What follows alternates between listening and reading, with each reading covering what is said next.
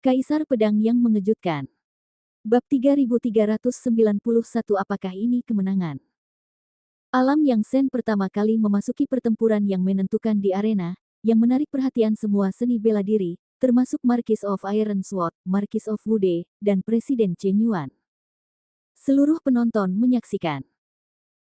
Di panggung kompetisi, kupu-kupu Suikyu dan Wan Shaohua saling menyerang, dan kedua sosok itu bertabrakan dengan cepat, menimbulkan sorak-sorai. Setelah 100 ronde pertarungan, Wan Shaohua mundur 100 meter dengan pedang tajam di tangannya. Dia benar-benar seorang putri kecil dari kediaman pedang besi Markis. Saya tahu itu tidak mudah untuk dihadapi. Jadi harap lebih berhati-hati. Ini adalah teknik pedang yang telah saya latih sejak saya datang ke rumah debu. Ini juga sangat kuat. 1000 tetes hujan. Wan Shaohua tidak melakukan apapun. Dia hanya ingin menyebarkan pedangnya. Awan gelap berkumpul di atas awan dan menghancurkan kota.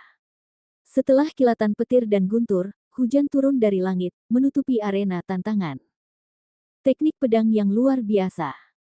Hari ini, dapat membangkitkan kekuatan langit dan bumi, air hujan, dan mengelilingi arena. Seseorang berseru. Ini rumit. Begitu mata pedang besi Ho memadat, dia bisa melihat bahwa Wan Shaohua tidak semudah menghadapi seni bela diri biasa. Wajah Sui Yunmeng tidak berubah. Dia memandang Lin Bai, dan melihat senyum di wajah Lin Bai menjadi semakin tebal. Apakah mimpi Sui Yun mengerutkan kening? Apa bagusnya ini? Wan Shaohua berarti bersama-sama, potensi untuk mengalahkan kupu-kupu musim gugur air untuk memasuki final. Lin Bai harus khawatir tentang kupu-kupu musim gugur air adalah bagaimana sekarang di wajah Lin Bai tidak dapat melihat wajah khawatir. Putri kecil, tolong ambil tindakan. Wan Shaohua tersenyum bebas dan riang. Bentuk tubuhnya meleleh ke dalam hujan dalam sekejap. Ribuan pedang dan bayangan jatuh dari langit dan menutupi tanah. Kedap udara dan air tidak bisa mengalir ke dalamnya. Bagaikan tetesan air hujan yang menetes ke bumi. Pedang ini. Mata kupu-kupu musim gugur air melebar, pupilnya melebar, ingatan dalam pikiran langsung muncul. Teknik pedang yang bagus. Wu Sheng berseru dan berkata sambil tersenyum, Wan Shaohua memang lawan terbesar dalam kontes ini. Pedang ini, 1000 tetes hujan, bisa disebut sebagai sikap paling anggun di dunia yang sama. Kurasa itu aku. Aku khawatir aku tidak bisa mematahkan kekuatan pedang ini dari depan. Gadis Markis pedang besi akan kalah. Wu Dehou duduk di singgasana dan terkekeh. Dia bisa melihat bahwa kekuatan pedang bukanlah sesuatu yang bisa ditangkap oleh kupu-kupu air musim gugur. Namun di saat berikutnya, aksi kupu-kupu air musim gugur membuat semua orang terkejut. Tubuh kupu-kupu Suikyu sedang bergerak. Dalam bayangan pedang yang lebat seperti hujan lebat, setelah menghindari beberapa bayangan pedang bolak-balik, dia menembakkan 2 mata tajam ke matanya dan mengepalkan tinjunya dengan 5 jari. Di saat yang sama, dia menggunakan metode tubuhnya untuk menghindari bayangan pedang, sambil mengumpulkan kekuatan dan bersiap untuk pergi. Kehilangan.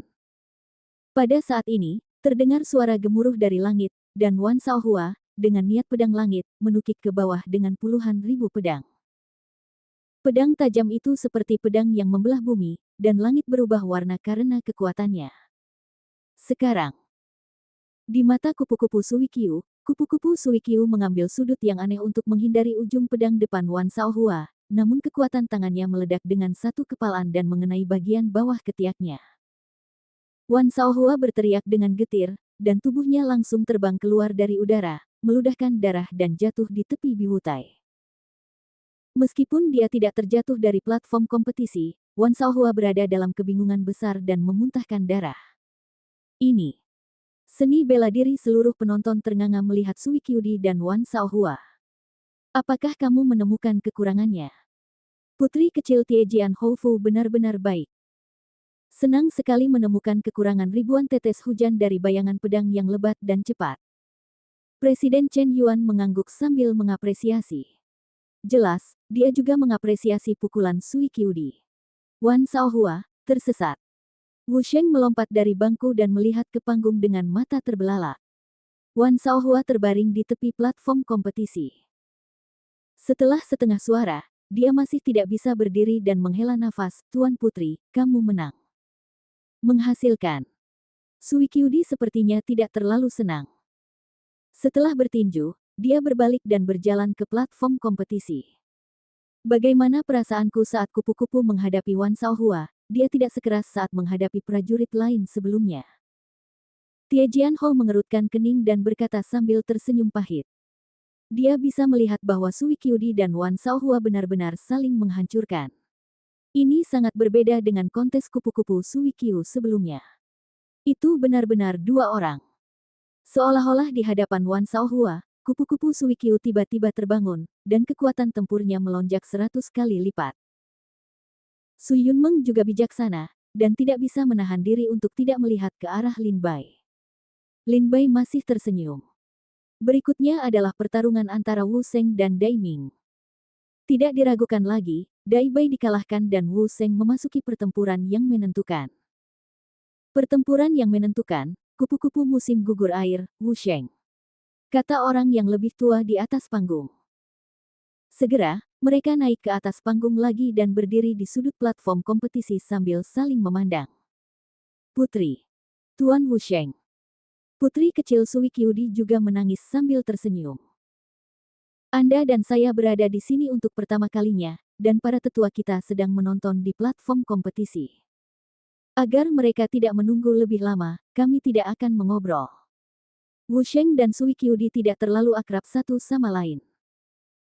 Namun, karena Marquis of Tiejian dan Marquis of Wudai adalah markis militer kelas 1, dan tidak mudah untuk memulai secara langsung, mereka tersenyum dan saling menyapa. Bagus.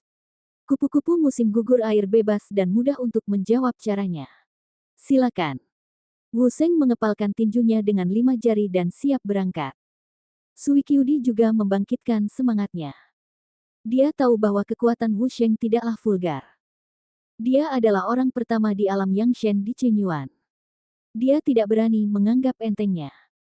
Ketika mereka sudah siap, Wu Sheng lah yang pertama menyerang. Tinju mereka sangat ganas, seperti harimau dan serigala, menelan ribuan mil. Badai kekuatan yang dahsyat menggulung panggung biru, menelan kehancuran langit dan bumi dan menuju ke air dan kupu-kupu musim gugur. Sekarang, Wu Sheng melihat ke sudut mulutnya dan tersenyum. Dia baru saja memasuki rumah debu, dan segera setelah latihannya, kita semua meremehkannya. Kekuatannya sudah terbukti dengan sendirinya sebelumnya. Aku tidak bisa menganggap entengnya dan segera menggunakan teknik tinju terkuat untuk menekannya. Kesombongan. Jika dia bisa menangkapnya dan kemudian memikirkan cara, jika dia tidak bisa, maka saya akan memenangkan pertempuran. Wu Sheng punya ide sendiri. Kupu-kupu musim gugur air melihat kekuatan yang melonjak. Tepat pada saat kekuatan ini mengenai kupu-kupu Suikyu, dia menunjukkan kemarahan di wajahnya, meraih tangannya dan meninju menjauh. Dengan keras, di atas tinju pemenang dalam tinju ini, hanya pada saat konfrontasi, tiba-tiba berubah arah dan menyilang. Dalam sekejap, semua orang bisa melihat tinju Wu Sheng terangkat ke udara, sedangkan tinju Suikyudi mengenai wajah Wu Sheng dengan tidak memihak. Kekuatan yang kuat mengangkat Wu Sheng, dan mulutnya berlumuran busa darah. Giginya beterbangan karena darah. Bang! Wu Sheng jatuh dari platform kompetisi dengan panik dan terjatuh ke tanah. Dia langsung koma. Senger. Wu Dehou segera melompat dari kursinya dan menatap Wu Sheng dengan bingung. Saat berikutnya, Wu Dehou memandangi kupu-kupu Suikyu di atas panggung dengan sedikit kebencian. Itulah pemenangnya. Markis Pedang Besi sedikit ketakutan. Menang. Dan menang itu mudah. Su Yunmeng tidak pernah menyangka bahwa pertarungan antara Suikyudi dan Wu Sheng akan begitu dahsyat. Apakah kamu menemukan kekurangannya lagi? Di Akademi Seni Bela Diri, benarkah orang ajaib yang bisa melihat melalui mata ahli bela diri? Bab 3392 merayakan. Senger. Mata Wu Dehou memerah, dan dia melompat dari kursinya.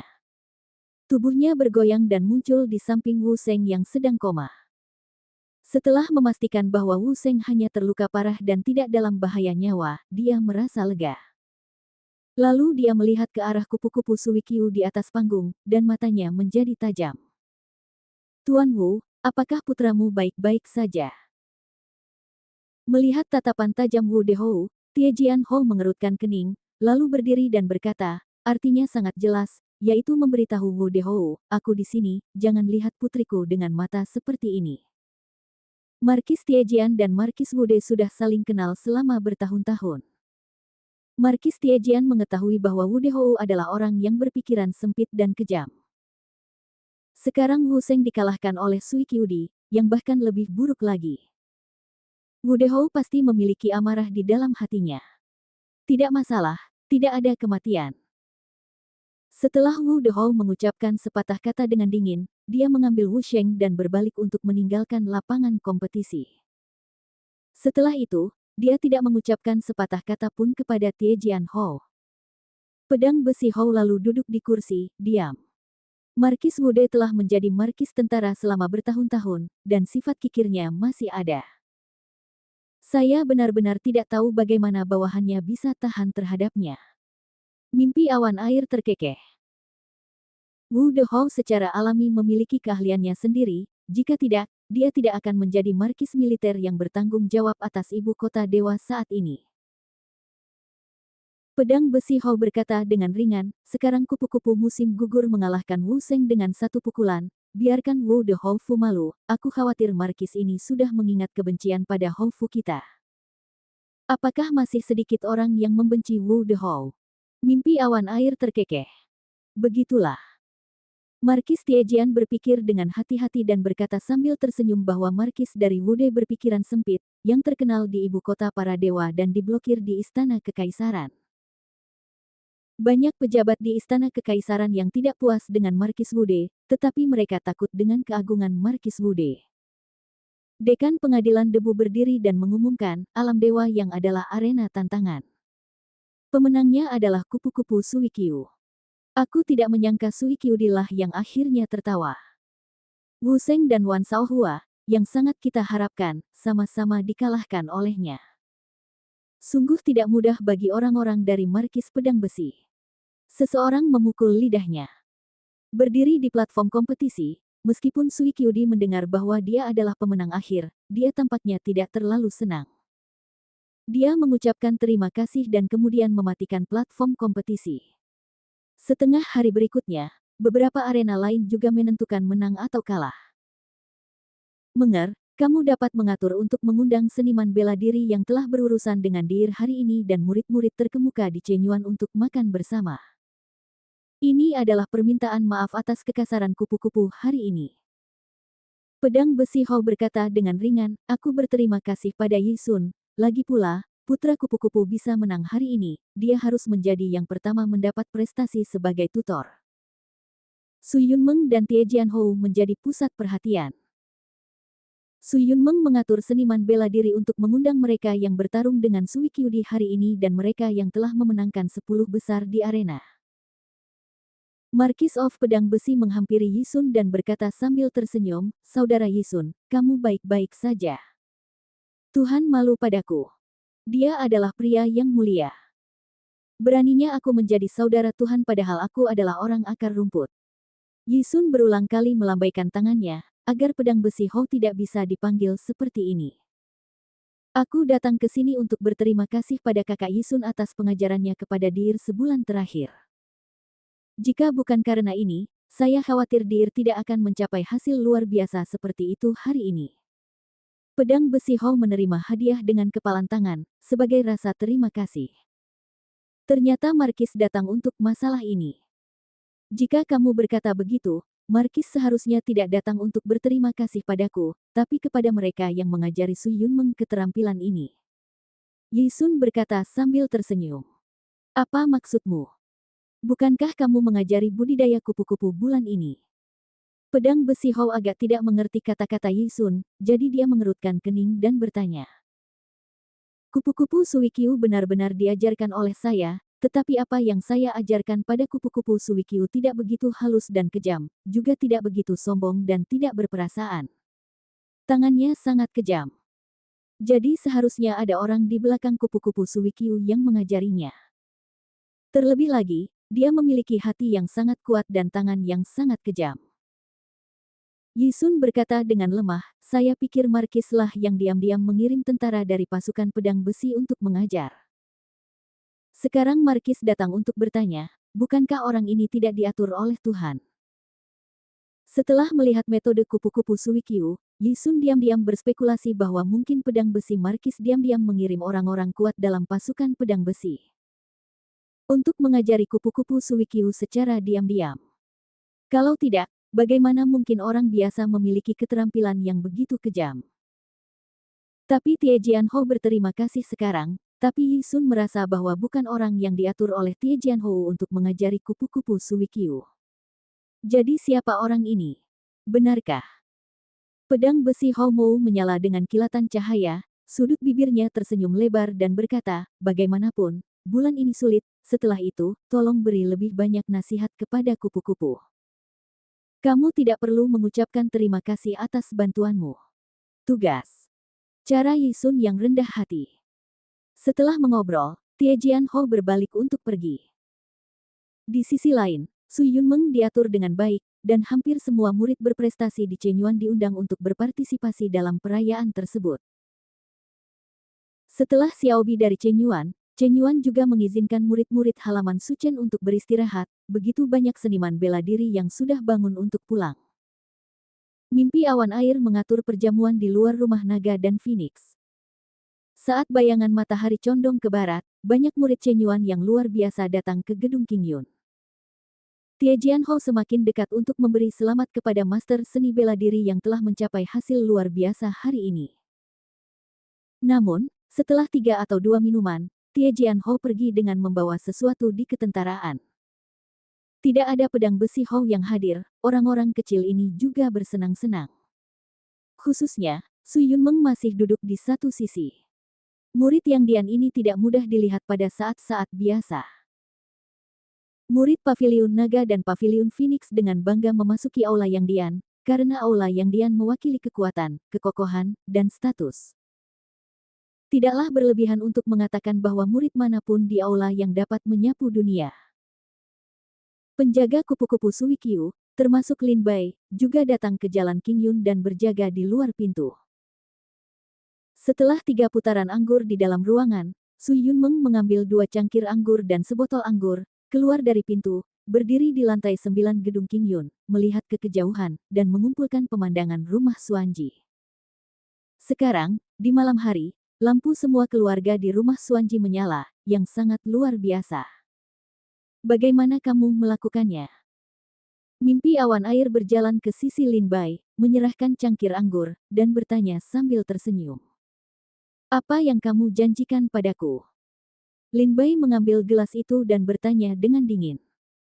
Ketika Su Yunmeng tersenyum, dia berkata dalam hatinya bahwa Lin Bai memang seorang pria yang tidak melihat kelinci dan tidak menebarkan elang. Dia mengeluarkan 2 piring batu giok dari tas penyimpanan dan menyerahkannya kepada Lin Bai. Piring batu giok penuh dengan kata-kata, dan tulisannya, yang satu adalah mimpi awan air, yang lainnya adalah kupu-kupu musim gugur air. Ini adalah rekomendasi Lin Bai Yao. Saya adalah murid aula yang. Rekomendasi saya lebih berguna daripada tutor dan penatua.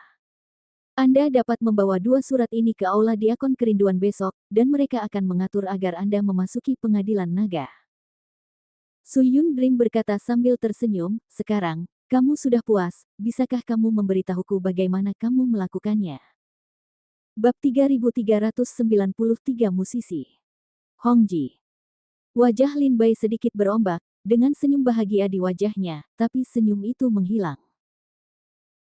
Dia memasukkan piring batu giok ke dalam tas penyimpanan dan berkata dengan lemah, sangat mudah bagi kupu-kupu Suikyu untuk mendapatkan tempat di alam dewa yang, dan juara di arena tantangan juga sangat sederhana.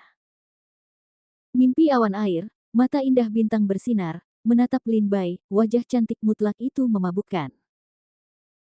Saya hanya perlu menuliskan semua seniman bela diri di alam dewa yang dan meniru semua yang telah mereka pelajari. Lalu saya bisa mengajari Suikyu di cara menghentikan gerakannya. Juara. Lin Bai berkata sambil tersenyum tipis. Jadi setelah lomba hari ini, kamu terlihat sangat murung.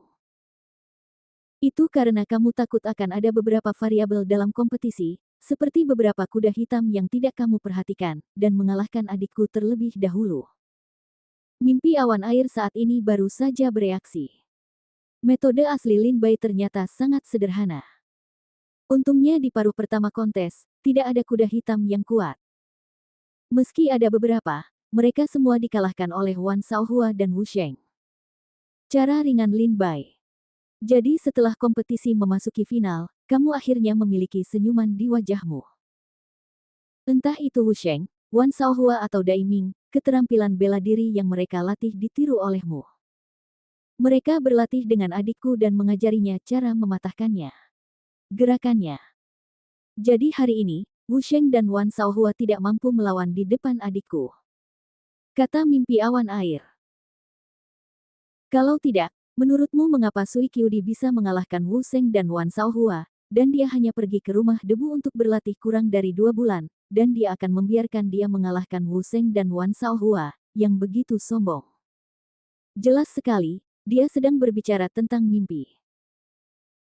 Lin Bai berkata tanpa ekspresi, karena saya tidak bisa membuat Sui Qiudi meningkatkan kultivasinya dalam waktu singkat, maka saya akan memberitahu dia semua kelemahan lawan saya. Inilah kebenaran bahwa kita mengenal diri kita sendiri dan mengetahui musuh kita serta memenangkan setiap pertempuran. Lin Bai berkata sambil tersenyum. Tapi tidakkah kamu melihatnya? Setelah memenangkan kontes, adikku sepertinya tidak terlalu senang. Mungkin dia juga menebak apa yang terjadi. Mimpi awan air bersuara rendah. Dia belum memasuki dunia secara mendalam, jadi seharusnya begitu. Lin Bai terkekeh, mungkin di dalam hatinya, itu curang, menang itu tidak adil dan berlebihan, tapi tidak seperti ini. Sang putri telah menjadi tentara. Dia harus tahu bahwa sebelum kedua pasukan bertempur, mereka akan mengirimkan kam pengintai untuk menanyakan realitas lawan dan mengenal diri sendiri dan musuh, sehingga dapat melakukan tindakan balasan. Saya memang meniru seni bela diri yang mereka latih dan latih dengan Sui Qiudi, tapi kelemahan yang dia temukan semuanya ditemukan sendiri. Aku hanya membimbingnya. Tetapi jika dia harus berpikir bahwa dia curang, dia benar. Bagaimanapun, dia telah melihat seni bela diri orang-orang yang bertarung dengannya 10 kali, 100 kali, atau bahkan berkali-kali di tanganku. Takut dipukuli saat dia kepanasan lagi nanti. Mendengar kata-kata Lin Bai, Su Yunmeng bertanya dengan penuh minat, apakah kamu tertarik untuk datang ke Tiejian Houfu? Saya dapat berjanji kepada Anda bahwa jika Anda ingin bergabung dengan pasukan pedang besi, dalam waktu 10 tahun, Anda akan memuja sang jenderal. Tidak tertarik. Lin Bai menolak begitu saja. Sayang sekali. Su Yunmeng, memegang teko anggur, berbalik untuk pergi, dan berkata sambil tersenyum, besok kamu adalah murid Istana Naga. Malam ini kamu masih menjadi penjaga saudara perempuanku. Lindungi dia. Aku tahu. Lin Bai sedikit mengangguk. Su Yunmeng kembali ke paviliun yang elegan, dan setelah minum dengan bakat luar biasa dari Chen Yuan, dia bangkit dan pergi. Dengan kepergian Su Yunmeng dan Tiejian Hou, banyak Tianjiao yang luar biasa juga merasa tidak ada artinya, jadi mereka bangkit dan pergi satu demi satu. Di tengah hari bulan, hanya Wan Shaohua dan Sui Qiudi yang tersisa di paviliun, serta beberapa seniman bela diri lainnya yang penting di alam Dewa Yang. Dikatakan bahwa ada pemain Qin yang tak tertandingi di aula Feng Yue di rumah jahat. Musiknya sangat indah sehingga kita harus keluar dari istana naga sekali. Apakah kamu ingin pergi dan melihat-lihat? Di gedung Qingyun, suara Wan Shaohua terdengar, dan tawanya terdengar dari kata-katanya. Wan Shaohua, saudara Wan, aku tidak menyangka kamu sedang berlatih di istana naga dan begitu memperhatikan apa yang terjadi di ibu kota dewa. Beritanya sangat luas. Seseorang terkekeh. Sekarang masih pagi. Kita bisa kembali ke Longting besok sore. Tidak apa-apa untuk pergi dan melihat-lihat. Aku sudah lama tidak mendengarkan musik. Kata yang lain. Qiudi, maukah kamu ikut dengan kami? Wan Shaohua bertanya. Yah, itu membosankan kok. Kupu-kupu musim gugur air berkata sambil tersenyum. Segera sekelompok murid, sekitar 89 pria dan wanita, keluar dari gedung Qingyun. Dan Lin Bai serta penjaga lainnya pergi bersama mereka, sampai ke rumah yang buruk. Di jalan, wajah Lin Bai sedikit berat. Sekarang dia kembali ke rumah yang buruk, dan dia tidak tahu bagaimana aliansi pedang itu. Beberapa tuan muda dan remaja putri semuanya adalah pejabat dan bangsawan di ibu kota dewa. Ada juga kuda yang menemani mereka. Mereka sangat cepat. Ketika mereka sampai di rumah jelek itu, hari sudah tengah malam. Meski sudah larut malam, kota ini tetap terang benderang, seperti siang hari. Lampu kota Fengyue tidak pernah padam sepanjang tahun. Kota Fengyue, Menara Kinceng. Wan Shaohua dan Sui Qiudi, sekelompok murid Longting, masuk ke dalam ruangan, dikelilingi oleh suara burung kicau dan burung layang-layang. Tamu yang tak terhitung jumlahnya yang datang untuk mendengarkan musik duduk di paviliun yang elegan, minum dan tertawa. Kami datang terlambat, dan kami tidak tahu pemain mana yang akan bermain atau tidak hari ini.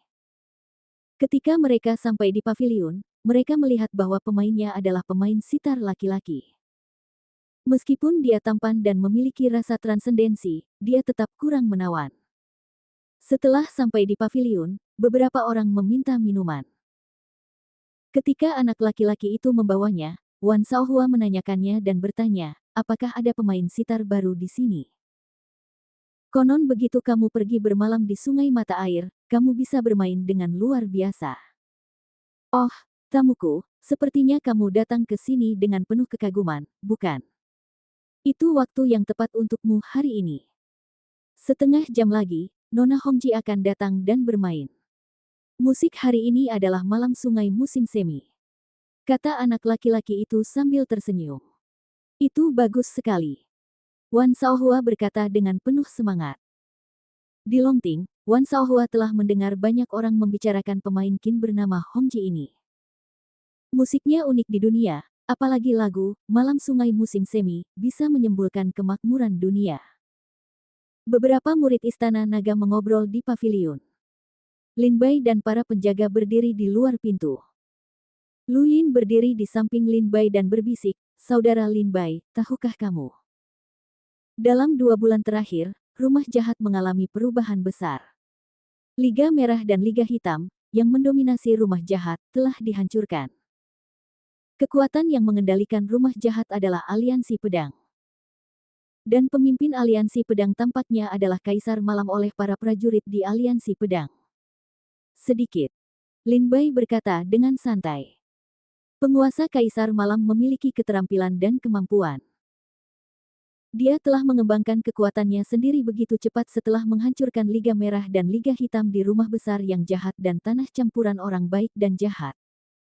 Lu Yin berkata sambil tersenyum tipis. Bab 3394 Satu-satunya putra guru. Bai Xiao. Apakah kamu benar-benar hanya seorang komandan pasukan pedang besi? Saat ini, mata Lin Bai menunjukkan sedikit keraguan. Lu Yin sepertinya terlalu akrab dengan para dewa. Dia mengatakan bahwa dia adalah Due dari kam pengintai pasukan pedang besi, jadi dia pandai memata-matai berita. Lin Bai mempercayai hal itu pada saat itu, tetapi sekarang dia datang ke rumah buruk itu, dan Lu Yin sangat akrab dengan pergerakan dan aktivitas rumah buruk itu. Hal ini membuat Lin Bai merasakan keakraban pada Lu Yin.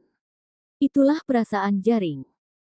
Hanya mereka yang terjerat yang akan begitu mengenal Tuhan dan mengetahui segala macam berita. Rumah jahat adalah tempat paling kacau di ibu kota Tuhan. Itu disebut Gua Emas, kota yang tidak pernah tidur, dan makam raja dan markis. Mengapa saya harus mengetahui sesuatu yang begitu terkenal? Lu Yin terkekeh, tetapi sangat disayangkan bahwa untuk mengkonsolidasikan aliansi pedang, Kaisar Malam menyinggung rumah Perdana Menteri yang tepat, Jenderal Kekaisaran di depannya dan Fu Cheng yang jahat di istana pada saat yang sama. Aku tidak tahu apakah yang dia lakukan itu benar atau salah. Apakah menurutmu dia melakukannya dengan benar atau salah? Lin Bai bertanya sambil tersenyum. Sulit untuk mengatakannya. Itu tergantung pada bagaimana aliansi pedang menghadapinya. Rumah Perdana Menteri Kanan dan Jenderal Agung di depan Istana Kekaisaran menguapkan banyak uang begitu saja. Kedua orang ini tidak mudah untuk diusir. Selanjutnya, Itu tergantung pada apakah aliansi pedang dapat menahan serangan balik dari orang-orang kuat di dua dewa. Lu Yin berkata sambil tersenyum tipis. Mari kita lihat. Saya pikir Kaisar Malam bisa menolak. Lin Bai terkekeh. Saya kira demikian. Lu Yin berkata sambil tersenyum. Saat keduanya berdiri mengobrol bersama, tiba-tiba terdengar banyak kebisingan di gedung Qingcheng. Banyak tamu yang duduk dan minum anggur bangkit dan mendekati jendela. Mata mereka berbinar dan melihat ke tengah bangunan. Setelah pria berbaju putih selesai bermain, dia mengambil gukin dan pergi. Kemudian seorang wanita cantik berbaju merah muncul sambil membawa gukin di pelukannya. Nona Hongji telah datang, dan akhirnya dia datang. Layak menunggu kita di tengah malam. Seseorang berkata dengan penuh semangat. Konon suara sitarnya unik di ibu kota Tuhan. Entah itu benar atau tidak. Saya akan datang dan melihatnya dengan mata kepala sendiri hari ini. Cara yang ringan. Murid-murid Longting di paviliun datang ke jendela satu demi satu dan memandang Hongji. Wan Shaohua berkata dengan penuh semangat, jika itu benar, gadis Hongji tidak hanya tak tertandingi dalam keterampilan pianonya, tetapi juga cantik seperti bunga, dan dia adalah kecantikan yang paling cantik di dunia. Hanya ketika kupu-kupu Suikyu melihat Hongji, dia tiba-tiba mengedipkan matanya dan berseru, itu dia. Inilah Hongji. Meskipun Lu Yin dan Lin Bai berdiri di luar pintu, cahaya dari sudut mata mereka masih menyinari panggung. Lin Bai tidak mau tertarik, tapi Lu Yin telah menarik Lin Bai untuk melihatnya. Lin Bai tanpa sadar meliriknya. Tapi sekilas ini, mata Lin Bai tidak bisa lepas dari Hongji. Karena Lin Bai dan Hongji saling kenal dan mereka adalah teman baik.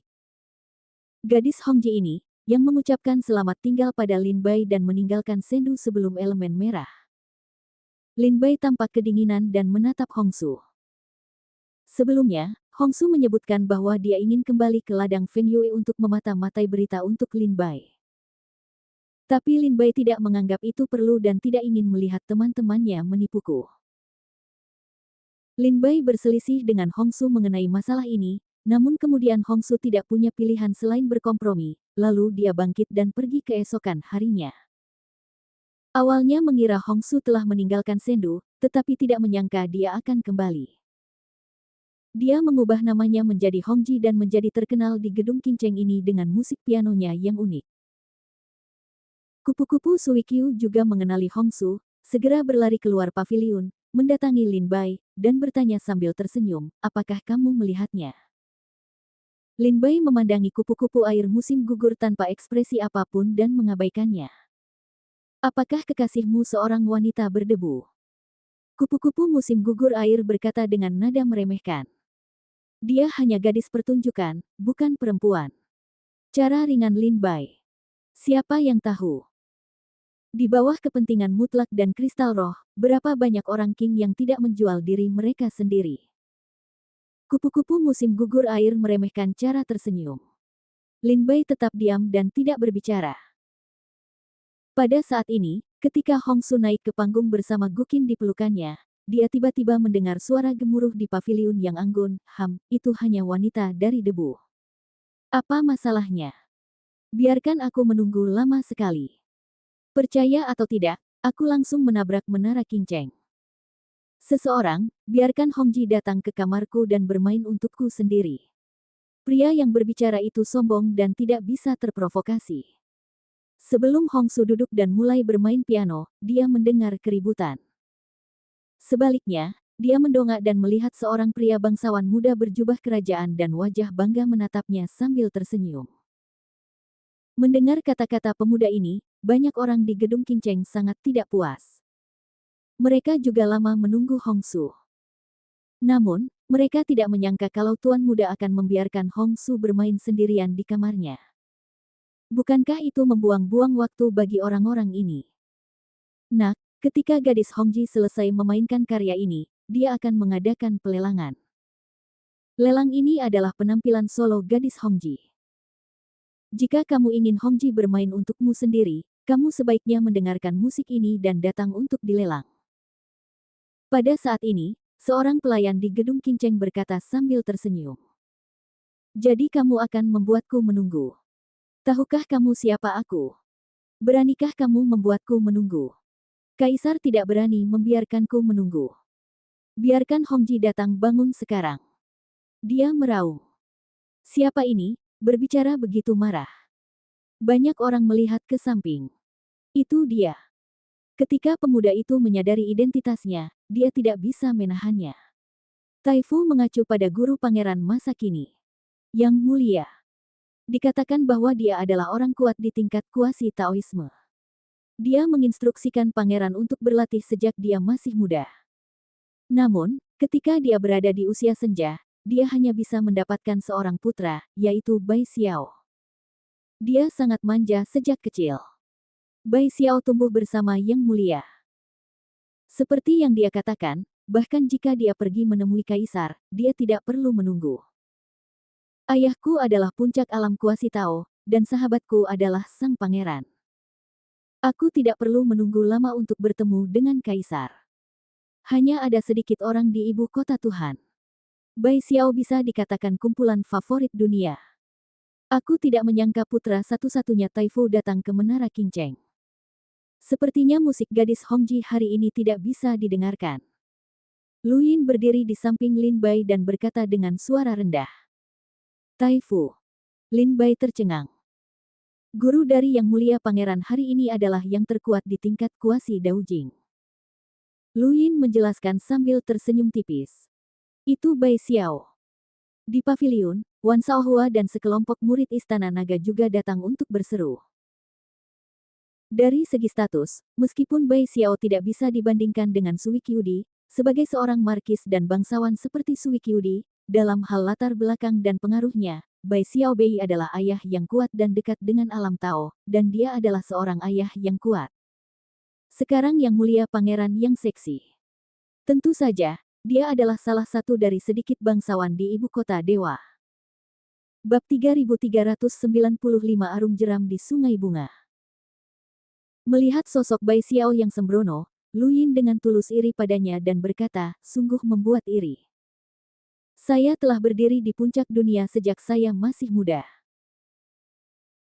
Meskipun posisi Tuan Malam Putih tidak tinggi, mungkin tidak semulia Markis kelas 1, jika Yang Mulia Pangeran benar-benar menjadi kaisar baru kerajaan suci, maka Tuan Malam Putih akan menjadi Tuan Kaisar, dan posisinya akan menjadi penguasa. Menjadi berbeda pada saat itu benar sekali. Bai Xiao tumbuh bersama Yang Mulia Sang Pangeran. Meskipun dia sangat nakal, Yang Mulia menjaga Bai Xiao dengan baik di hadapan Malam Putihnya. Dia bersandar di pohon besar Yang Mulia. Siapa yang berani memprovokasi dia di kota dewa ini? Jika dia tidak bisa, dia memiliki ayah dengan kekuatan kuasi Daojing. Orang-orang di gedung Pangeran Cilik sungguh luar biasa. Mendengar sosok Lu Yin yang iri, Lin Bai bertanya dengan penuh minat, bangunan pangeran kecil. Rumah Pangeran Cilik mengacu pada beberapa pesolek dengan latar belakang hebat di Sendu, salah satunya adalah Bai Xiao. Lu Yin berkata kepada Lin Bai, orang-orang di gedung Pangeran Cilik, orang tua mereka hampir semuanya ada di ibu kota dewa. Misalnya, ayah Bai Xiao, Taifu Baiye, bukan hanya penguasa dari Yang Mulia Pangeran, tetapi juga kekuatan pemilik untuk menghadapi Kaisar Suci. Kaisar adalah satu-satunya yang berada di puncak gunung di tanah kuno ini, dan Yang Mulia Pangeran memiliki orang yang akan menginjak puncak gunung. Dengan dua orang ini, siapa yang berani menantang Bai Xiao? Bahkan jika itu adalah rumah markis militer kelas 1, diperkirakan dia harus memberi tuan muda Bai Xiao ini 3 poin. Bibir dan sudut Lu Yin menyapu ribuan mata yang iri. Seperti yang dikatakan Lu Yin, kultivasi Bai Xiao tidaklah tinggi, hanya tingkat kelahiran dan kematian. Tapi alasan mengapa dia bisa begitu melanggar hukum di ibu kota dewa adalah karena dia didukung oleh kekuatan Yang Mulia dan Taifu Baiye dari ayahnya. Siapa yang berani memprovokasi kedua orang ini? Gadis Hongji tertangkap mata Bai Xiao, dan dia hancur. Lu Yin berkata dengan lembut. Lin Bai juga memahami arti kata-kata Lu Yin. Para pesolek tingkat ini, wanita yang mereka inginkan di Tiongkok kuno, dapat diperoleh oleh semua wanita kecuali selir di istana kekaisaran, para putri dan putri dinasti. Terlebih lagi, itu hanya King Huanren di ladang Feng Yue, terlebih lagi. Di atas panggung, Hongsu baru saja meletakkan Guqin dan menatap Bai Xiao dalam diam. Tapi sekarang pengurus di gedung Qingcheng juga mengenali asal-usul Bai Xiao, dan tiba-tiba merasa sedikit malu. Dia diam-diam berkomunikasi dengan Hongsu untuk mendiskusikan lawannya. Jelas sekali, Menara Qingcheng dan Rumah Buruk tidak mau memprovokasi Pangeran Cilik. Setelah setengah dering, seorang pramugara di gedung Qingcheng berdiri, dengan sedikit meminta maaf mengepalkan tinjunya dan berkata sambil tersenyum, "Saya benar-benar minta maaf, semuanya. Saya khawatir Anda harus datang ke sini tanpa bayaran hari ini. Terima kasih kepada Bai Xiao, putra Tuan Bai Ye, penampilan gadis Hongji hari ini diubah menjadi penampilan solo oleh Tuan Bai Xiao. Nanti, kami akan mengatur musisi lain di gedung Qingcheng, yang juga merupakan salah satu dari sedikit pemain sitar di Sendu. Saya yakin kami tidak akan kecewa." Pramugara berulang kali meminta maaf, tetapi saat ini, Hongsu mengambil Guqin, berbalik dan turun dari panggung, dan berjalan menuju kamar Bai Xiao. "Lihat, Menara Qingcheng telah dikompromikan." Lu Yin terkekeh. "Ah, membosankan sekali. Aku ingin mendengarkan Malam Chunjiang karya Hongji, tapi aku tidak menyangka akan bertemu dengan si pesolek Bai Xiao. Sepertinya kita akan kecewa." Di paviliun, beberapa murid Longting kecewa, mengapa kita tidak pergi ke rumah jelek itu dan melihat-lihat. Tidak ada kesenangan lain. Yah, ada banyak tempat untuk bermain, tidak hanya untuk mendengarkan musik, tapi juga ke tempat lain. Aku ingat ada sungai panjang bernama Huahe di Aula Feng Yue.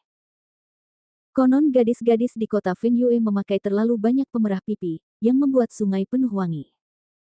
Wan Shaohua berkata sambil tersenyum, "Kita bisa naik perahu, minum dan menikmati malam di rumah jelek, kota Feng Yue." Ya, malam di kota Feng Yue adalah yang terbaik di dunia. Beberapa bergema. "Qiu mati, apa maksudmu?" Seseorang bertanya. "Saya bisa melakukan apa saja." Kupu-kupu musim gugur air berkata sesuka hati. Beberapa orang segera membuat rencana untuk keluar dari paviliun Menara Qingcheng, dan sekelompok penjaga mengikutinya. Kupu-kupu musim gugur air melangkah sedikit ke belakang, dengan sengaja berjalan di sisi Lin Bai, dan berkata dengan suara rendah, "Bai Xiao, kamu tidak bisa bergerak."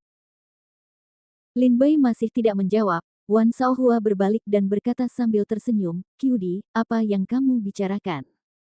"Tidak apa-apa. Aku mau naik perahu.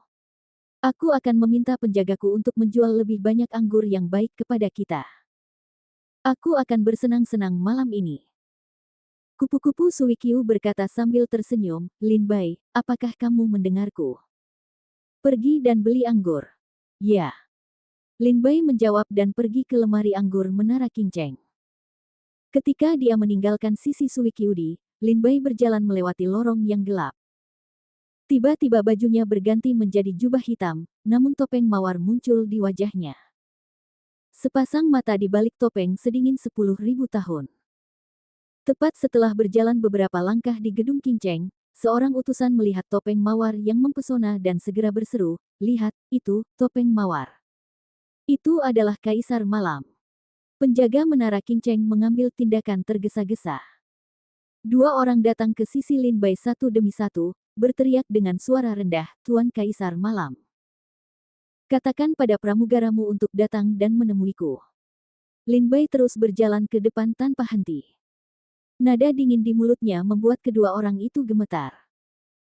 Mereka sepertinya menyadari bahwa suasana hati Lin Bai sedang buruk saat ini, jadi dia buru-buru berkata, "Ya." Yang satu pergi memberitahu pramugara, sementara yang lain membawa Lin Bai ke tempat yang tenang. Setelah beberapa saat, seorang pria paruh baya berusia 40-an menjadi sedikit bingung. Dia berjalan cepat ke wajah Lin Bai.